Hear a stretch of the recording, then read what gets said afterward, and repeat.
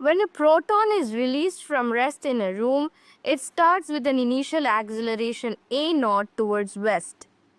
When it is projected towards north with a speed v naught, it moves with an initial acceleration 3 e naught towards west. What will be the electric and magnetic fields respectively? In order to solve this problem, we need to analyze the forces that are acting on the proton in both the cases and deduce the electric and magnetic fields.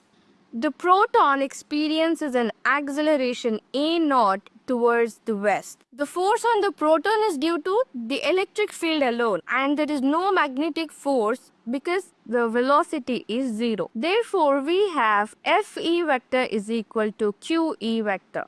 Fe can be written as m into a naught and Q can be written as E. So this equation will become m a naught vector is equal to E vector. So the electric field E vector is towards the west with a magnitude of m a naught by E. The proton has an initial velocity v naught vector which is directed towards north. The proton experiences an acceleration of 3 a naught towards west. This acceleration is due to the combined effect of electric and magnetic field. Therefore, the total force is given by F is equal to QE plus Q into V into B. Breaking these components westwards, we get M into 3A naught is equal to E into E plus E into V naught B. And substituting E vector as MA naught by E and solving it in terms of B, we get B is equal to 2MA naught by EV naught.